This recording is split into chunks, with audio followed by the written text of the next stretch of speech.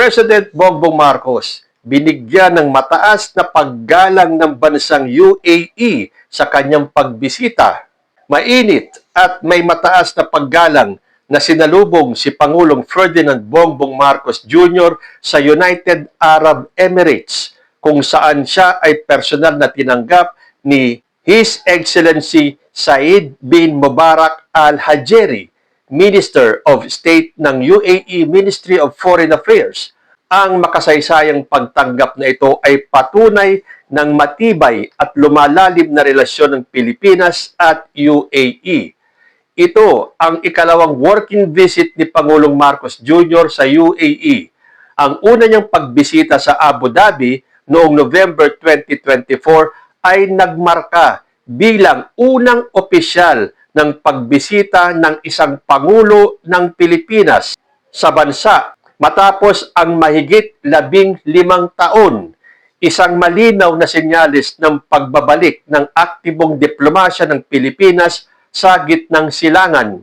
Itinatag ang ugnayang diplomatiko ng Pilipinas at UAE noong August 19, 1974 sa panahon ni Apo Lakay.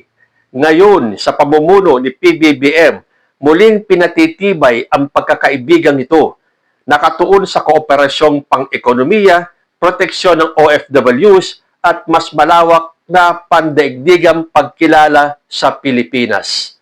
O ayan, after more than 15 years, ngayon na lang ulit bumisita ang presidente ng Pilipinas sa United Arab Emirates. Ibig sabihin, wala silang paghanga sa mga nakaraang presidente at ito lang si President Bongbong Marcos ang nakatapak ng UAE. Mantakin ninyo, after more than 15 years. Nagawa ba yan ng ibang presidente in the last 15 to 17 years? At mag-research kayo kung ano ang naging bunga ng pagpunta ni President Bongbong Marcos sa UAE. Pero alam nyo ba, merong isang paepal na kongresista na inggit kay President Bongbong Marcos dahil hindi yung mga kaalyado niya at kakampi niya ang nakaupong presidente. Yan po si Congressman Meow Meow na tinatawag nila, ito pong si Kiko Barsaga. Dahil nga po sa paggalang na ibinigay ng UAE kay President Bongbong Marcos, abay nagsalita itong Meow Meow na to. Sabi niya, ang daming matitinong politiko na pwede ipadala sa UAE. Tapos, si Marcos pa, isang malaking kahihiyan. Ikaw, Kiko Barsaga, ang isang napakalaking kahihiyan. Puro ka meow-meow, wala ka namang inilalabas na ebidensya. Kapag nagsabi ka ng isang malaking kahihiyan, sundan mo kagad ng mga resibo, na mga nagpapatunay na isang kahihiyan si President Bongbong Marcos sa pagbisita niya sa UAE. At baka sakaling pag naglabas ka ng iyong mga hinaing, mga hinanakit, ng iyong mga pagbatikos kay President Bongbong Marcos ay makinig ang UAE at bawiin lahat na napagkasunduan ni President Bongbong at ng UAE. Sige, puro ka na lang kasi meow-meow. Nung una, siguro, bumibilib pa sa iyo ang taong bayan dahil nga isa ka sa matatapang na humaharap sa malalaking pangalan sa politika. Pero sandaling-sandali lang yun. Dahil nung nakita nila ang totoong motibo mo, ang siraan lang si President Bongbong Marcos at ang administrasyon nito. And I mean, lahat na lang ng kaalyado ni President Bongbong Marcos ay gustong sirain itong si Meow Meow na to. Akala kasi ng mga DDS, porque hindi sila nagtagumpay kay Orly Gutesa, kay Saldico, kay Amy Marcos, na ang lalaki ng expose na inilabas pero hindi naman nagtagumpay. So pinakawalan nila itong si Meow Meow o itong si Kiko Barsaga. Puro dakdak, puro ngak-ngak. Wala namang pinapakitang ebidensya dahil itong mga DDS na to, para sa kanila, makapanira lang sila kahit na walang ebidensya dahil alam nila marami mga DDS ang mauuto. Yes, totoo naman mga DDS lang ang nauuto ng mga DDS na to. Sino pa ba magkakampiyan? Siyempre, yung mga kapwa DDS. So kahit na walang resibo, walang ebidensya, naniniwala sila. Ito, siguradong paniniwalaan ng mga DDS to. Nung sinabi ni Kiko Barsaga na sa dinami-dami ng matitinong politiko, bakit si Marcos pa na isang malaking kahiyan? O bakit? Sino gusto mong pumunta ron? Si Sara Duterte? Nako, lalo na ngayon, magpunta kayo sa social media. Kalat na kalat. Yung mga speeches, yung mga sagot ni Sara Duterte. In fact, nung huling episode ko, naglabas po ako ng ilang video clip na nagpapatunay na Sara Duterte is not fit to be president. Mantakin ninyo, paano kung si Sara Duterte ang nagpunta sa UAE? Or kung saan mang summit, or mga conferences, or mga meetings ng mga leaders ng iba't ibang bansa, doon sa mga meetings na yan, bawal ang merong coaching. Bawal yung may bumubulong sa likod mo. Bawal yung scripted. Hindi mo pwedeng sabihin na pag may nagtanong sa'yo, I don't want to answer that question, I don't want to answer that question, I don't want to answer that question. Hindi po uubra yan. Sa mga DDS lang umuubra yung ganyang style ng pananalita ni Sara Duterte. Sila lang ang hangang-hanga tulad ng isang DDS vlogger na talagang napakalinaw daw magsalita ni Sara Duterte. To high heavens ang kanilang pag-hallelujah kay Sara Duterte. So itong pakawala ng mga Duterte na si Kiko Barsaga, hanggang salita lang po yan. Sana kung siya ay mag-aakusa, may kasamang ebidensya. Nako, lagot na itong si Kiko Barsaga. Kakangaw-ngaw mo at kakadakdak mo at kakaakusa at bintang mo sa mga taong gusto mong sirain, ito ang pagkakataon mo na ilabas mo lahat ng nalalaman mo, lahat ng resibo, lahat ng katibayan, lahat ng ebidensya. Dahil ang ultra-bilyonaryong si Enrique Razon ay nagsampa ng complaint for 2 counts of cyber libel laban kay Cavite Representative Kiko Barsaga sa Makati City Prosecutor's Office. The complaint stems from Barzaga's allegation that Razon bribed National Unity Party o ng NUP lawmakers to support the speakership of former House Leader Martin Romualdez. Ayan.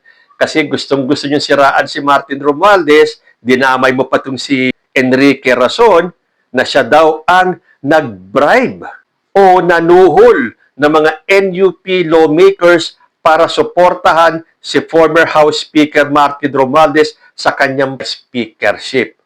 So, ito na ang pagkakataon para patunayan mong bayani ka ng mga DDS. Total, sabi mo naman, handa kang harapin si Enrique Razon sa korte. Nako, panahon yata ng versus ito eh. Kung meron Enrique Razon versus Kiko Barsaga, meron namang Claire Castro versus Trixie Cruz Angeles. Dahil sabi po dito sa balita, Palace Press Officer Undersecretary Attorney Claire Castro nagtungo sa NBI para i-report ang umano'y threat sa kanya ng isang Facebook page. Saad ni Castro, I really have to report this matter because if something happens to me, at least nakareport yung mga taong nagpapalutang ng ganitong klaseng grave threats. At sino ba yung nireport ni Attorney Claire Castro? Ayon sa balita sa GMA News Online, Palace Press Officer Undersecretary Claire Castro reported to the National Bureau of Investigation a Facebook post that she said implied violence against her if she is abandoned by her allies. Castro cited a January 2 post by the Luminous by Trixie Cruz Angeles and Ahmed Paglinawan page on Facebook, which stated that if she is dropped by her humans, only her appendix and coccyx will not be damaged as a result of what she has been doing. Cruz Angeles and Paglinawan quickly responded to Castro's act of reporting their Facebook page, calling it an attempt to suppress speech and expression. After reporting the Facebook page to the NBI, Castro herself, a lawyer, said she was afraid upon reading the post, dubbing it as grave threats. So, nag-report pa lang po si Attorney Claire Castro. Pero, sinagot na yan ni Trixie Cruz Angeles at ni Ahmed Paglinawan. Sabi ni Trixie Cruz Angeles, so let us call this report what it is, an attempt to suppress speech and expression that is critical of the Marcos administration. Sabi kasi sa page ni Luminous by Trixie Cruz Angeles and Ahmed Paglinawan, nakakatuwa si Claire Castro sa Chucky series niya na para bang naniniwala siyang sineseryoso siya ng tao. Kala niya di naiintindihan ng tao na tauhan lang siya at yang inaasal niya ay umaayon lang sa taong nasa poder o di kaya asawa ng nasa poder. Claire, sana naiintindihan mo na alam naming tuta ka lang. Sana rin sa bagong taong ito, maintindihan mo na oras na nilaglag ka ng humans mo, appendix at coccyx mo lang ang walang latay. Resulta ng mga pinaggagawa mo. Hayaan mo na yung nasa taas. Mahirap talaga yan silang gantihan. Pero ikaw ay ewan. Alam namin, yung Chucky stunt mo na yan ay hindi sa'yo. Di mo tipo ang nanglalait. Hindi bagay. Hindi mo gamay. Bakikaw ka. Awkward ba? Pero sige, sa ikaliligaya mo, aayuda kami sa pagpapanggap mong magka-level kayo ni Lisa. Ano ba naman yon sa magkakababayan, di ba? O siya, fuck you, pinuyir sa'yo. O nakita niyo itong mga DDS na to? Ang hilig nila ng gantong klase ng panlalait sa kapwa. Akala mo naman mga perpekto na ang gagwapo at ang gaganda nila. Pansinin ninyo, basta DDS, mapanglait na akala mo sila perpektong nilalang ng Diyos. Tinan mo ang tawag pa niya kay Claire Castro. Alam namin, natuta ka lang. Ano kayo Trixie at kayo mga DDS vlogger at mga nagtatanggol sa mga Duterte? Kung tinatawag mong tuta si Claire Castro, ano ka? Sabi pa ni Trixie, para bang naniniwala si Claire Castro na siniseryoso siya ng tao. Look around social media. Nagkalat na po si Chucky. At kahit na anong paglilinis ninyo sa poon ninyo, sa idolo ninyo, sa sinusuportahan ninyo, sa humans ninyo, hindi na po mabuburo sa isipan ng tao kung ano talaga ang pagkatao nila. So, no amount ng pagtatanggol nito mga DDS na to ang maglilinis ng pangalan ng mga humans nila. Tingnan naman natin, kapag dumating naman yung panahon na kayo ang ilaglag ng mga humans ninyo, saan naman kaya kayo pupulutin? Ang kinokontest dito ni Claire Castro ay yung mga salitang appendix at coccyx mo lang ang walang latay.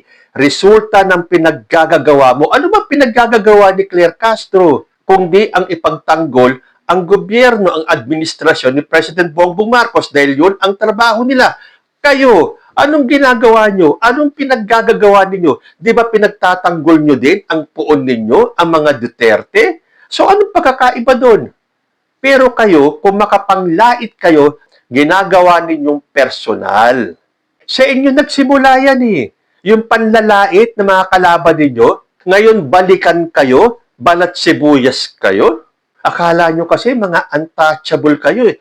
Kayo lang ang pwedeng manira. Kayo lang ang pwedeng pumuna. Kayo lang ang pwedeng bumatikos. Kayo lang ang pwedeng magmura. Hindi pwedeng bumalik sa inyo dahil untouchable kayo. Yun ang akala ninyo. At isa pa, anong kinatatakot ni Trixie Cruz Angeles dito sa pagre-report ni Claire Castro? Ano yung sinasabi niyang suppression of expression and freedom of whatever na sinasabi niya? Ni-report ka lang, suppression na kagad ng freedom? Di ang gawin mo, magreklamo ka rin sa NBI.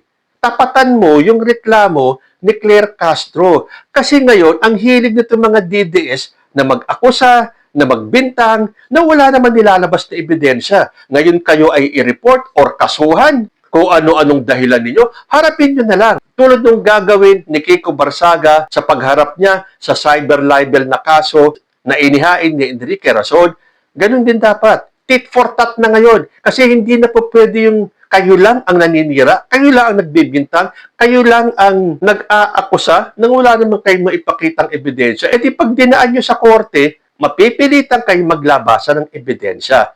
At doon ang totoong laban. Hindi sa social media. Kasi sa social media lang kayo maingay. So itong sinasabi ni Trixie Cruz Angeles na an attempt to suppress speech ng mga bumabatikos sa gobyerno ni President Bongbong Marcos, magtapatan na lang kayo. Magdimandahan na lang kayo para mapatunayan ninyo kung sino sa inyo ang nagsasabi ng totoo. Sa bagay, saan lang ba naman kayo malakas mag-ingay kundi sa social media? So aabangan po natin kung ano ang mangyayari sa kaso ni Enrique Razon kay Kiko Barsaga at saan tutungo ang pag-report ni Claire Castro laban kay Trixie Cruz Angeles at kay Ahmed Paglinawan. At bago po tayo magwakas, naglabas po ang BP Chronicles ng kanilang survey na nagsasabing mga Pilipino, si BBM pa rin ang nais maging presidente ngayong 2026. Kasi nga may kumakalat na ibang survey na nagtatanong sa taong bayan na kung gugustuhin ba nila na si Sara Duterte na ang maupong presidente ngayong 2026. So, ang survey po ng BP Chronicles ngayong 2026, 87% ng mga Pilipino, si PBBM pa rin ang nais na maging presidente ngayong 2026 as against 13% ni Sara Duterte. Dahil pagdating sa totoong survey, kahit na sa mga kalye survey yan, Bongbong Marcos pa rin po ang pipiliin ng taong bayan kesa kay Sara Duterte. Kayo po, ano ang masasabi ninyo? Comment lang po down below and I will see you in my next video. Diyos ti Agmina.